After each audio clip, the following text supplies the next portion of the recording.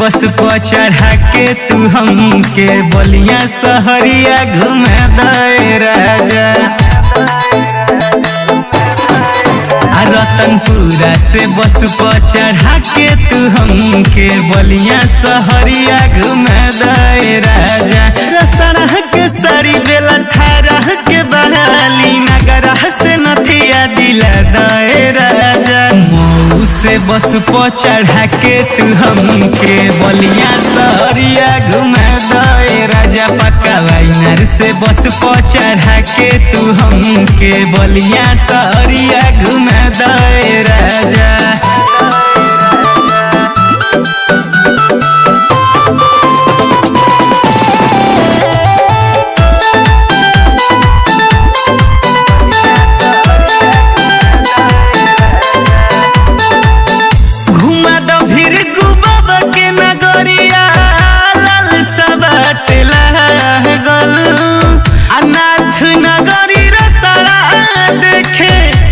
मन भइल पागल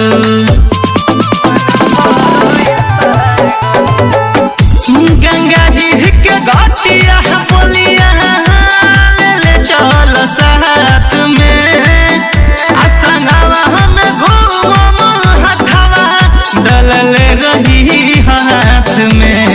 अम्मा के सती माई के यहाँ के प्रसाद हमके खिया दे राजा। आजमगढ़ से बस पर चढ़ा के तू हमके बलिया सहरिया घुमा दे राजा। पक्का वाइनर से बस पर चढ़ा के तू हमके बलिया सहरिया घुमा दे राजा।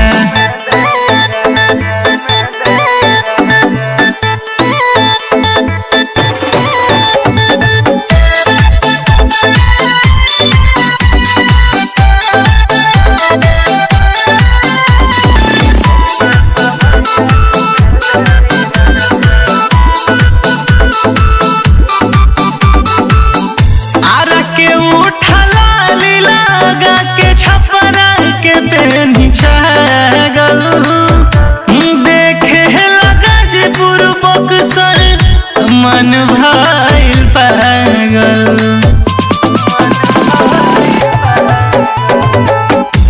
मनीष चौहान जी तुमान जा कहना तोहर से लागल बाटे उम्मीद सजनवा। चाट और चाउमीन बर्गर लिया के तनी से हमके चिखा दे राजा। पटना से बस पर चढ़ा के तू हमके बलिया सहरिया घुमा दे राजा। पक्का वाइनर से बस पर चढ़ा के तू हमके बलिया सहरिया घुमा दे राजा।